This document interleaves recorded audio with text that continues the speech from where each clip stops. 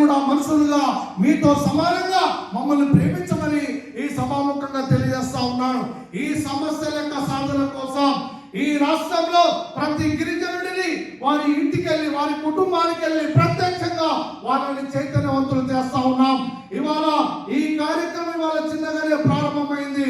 రాబోయేటువంటి రోజుల్లో ఇది మరో ఒక గిరిజన ఉద్యమంగా అవతరిస్తుందని, అలాంటి ఆశని అలాంటి భావాన్ని నేను కలిగి ఉన్నానని కూడా నేను తెలియజేస్తా ఉన్నాను. ఏ పార్టీలో ఉన్నా మా బిడ్డల్ని ఆ పార్టీలో సమానంగా రాజకీయంగా న్యాయం చేయాలి. ఏ పార్టీలో ఉన్నా సరే, అది ఏ పార్టీలో ఉన్నా మా గిరిజన బిడ్డలకి మాకు రావాల్సినటువంటి మా కోట, మా వాటా, మా సీట్లని మా బిడ్డలకి ఇవ్వాలని ఈ సభాముఖంగా నేను తెలియజేస్తూ, మీ అందరికి కూడా కోరుకునేది ఒక్కటే సార్, 365 రోజుల్లో మీరు మీ బిడ్డలు మీ కుటుంబాల కోసం 365 రోజులు మీరు మీకోసం మీరు బతకండి.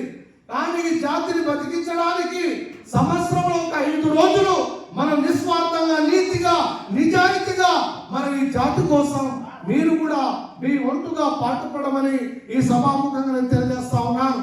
ఇవాళ ఈ రాష్ట్రంలో ఒక బలమైన గిరిజన నాయకుడు లేడు, ఒక బలమైన గిరిజన ఉద్యమం లేదు. మనం చరిత్రని చెప్పుకుంటా ఉంటాం, చరిత్ర గురించి మాట్లాడుకుంటాం, కానీ చరిత్రను సృష్టించేవాడు ఈ రోజులో ఈ సమాజంలో ఇప్పుడున్న స్థితిలో ఎవరు లేరు.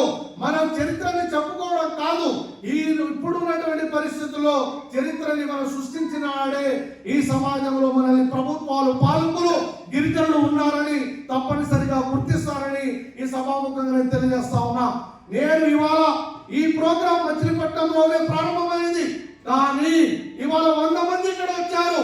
రేపు భవిష్యత్తులో ఈ రాష్ట్రంలో మైదాన ప్రాంతంలో గిరిజనుల కోసం చేసే పోరాటంలో మీరు ఎక్కడున్నా ప్రత్యక్షంగానో పరోక్షంగానో మీడియా ద్వారానో సోషల్ మీడియా ద్వారానో మీరందరూ కూడా విజయవాడ, గుంటూరు కేంద్రంగా ఈ మైదాన ప్రాంతంలో ఉన్నటువంటి గిరిజనులందరినీ కూడా జిల్లాల వారీగా ఇలాంటి సమావేశాలు అయిన తర్వాత ఒక భారీ బహిరంగ సభని మనం అందరం కూడా అన్ని సంఘాలుగా మనం ఈ రాష్ట్రంలో ఏర్పాటు చేయాల్సినటువంటి అవసరం ఉంది.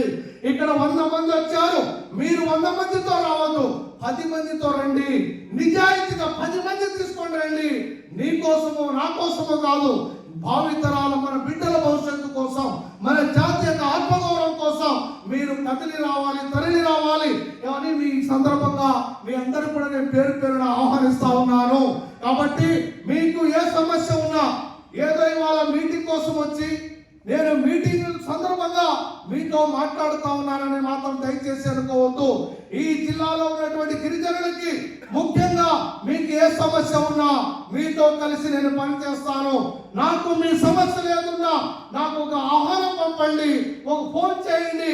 మీ సమస్య మీద నేను నిజాయితీగా, నిస్వార్థంగా, ఏమీ ఆశించకుండా మీ ముందు ఉండి నేను పోరాటం చేస్తానని ఈ సభాముఖంగా నేను తెలియజేస్తా ఉన్నాను.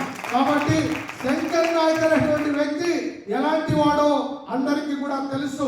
20-25 సంవత్సరాలుగా ప్రతి నిత్యం నాకు ఉన్నా లేకున్నా, నేను ఎలా ఉన్నా, నా కుటుంబం ఎలా ఉన్నా, నా జాతికి ఎక్కడ ఆపద వచ్చినా నా కుటుంబమే నా జాతి అనేటువంటి ఆ స్వభావంతో ఈ రాష్ట్రం అంతా తిరిగి ఇవాళ పనిచేస్తా ఉన్నాను.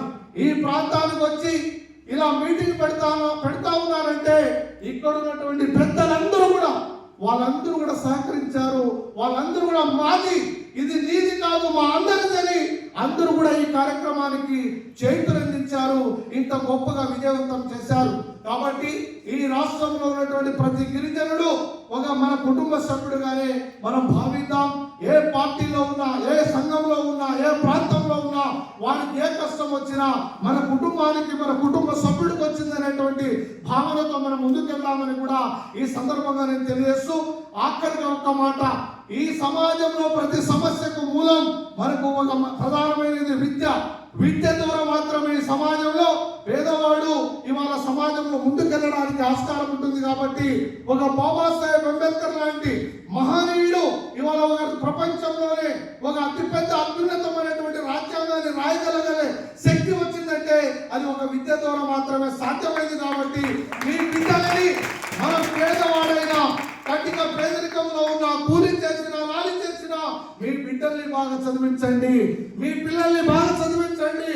ఆడపిల్లలైనా, మగ పిల్లలైనా బాగా చదివించండి. చదువు ద్వారా మాత్రమే ఈ సమాజంలో పేదరికం నిర్మూలన అవుతుంది, ఆత్మగౌరవం, ఆర్థిక స్వావలంబన మనకు వస్తుంది. కాబట్టి మీ బిడ్డల్ని బాగా చదివించమని, బాల్య వివాహాలకు దూరంగా ఉండమని, చెడు వ్యసనాలకి మనం అంతా దూరంగా ఉండాలని ఈ సందర్భంగా మీ అందరికీ కూడా నేను తెలియజేస్తా ఉన్నాను. కాబట్టి ఈ రాష్ట్రంలో మైదాన ప్రాంత గిరిజనులకు రాజకీయ రిజర్వేషన్లని సాధించేటువంటి క్రమంలో ఈ రాష్ట్రంలో జరిగే ప్రతి కార్యక్రమానికి మీ అందరి ఆశీస్సులు, మీ అందరి ఆదరణ, మీ ప్రేమ, మీ ఆప్యాయత ఉండాలని మనసు పూర్తిగా తెలియజేస్తూ ఈ యొక్క అవకాశం కల్పించిన పెద్దలందరికీ కూడా మరొక్కసారి శిరస్సు వంచి నమస్కరిస్తూ సెలవు తీసుకుంటా ఉన్నాను. గిరిజనుల ఐక్యత, గిరిజనుల ఐక్యత, చేతులెత్తు, అందరూ చేతులెత్తమ్మా. గిరిజనుల ఐక్యత, గిరిజనుల ఐక్యత, గిరిజనుల ఐక్యత. మైదాన ప్రాంత గిరిజనులకు రాజకీయ రిజర్వేషన్లు వెంటనే, మైదాన ప్రాంత గిరిజనులకు రాజకీయ రిజర్వేషన్లు వెంటనే.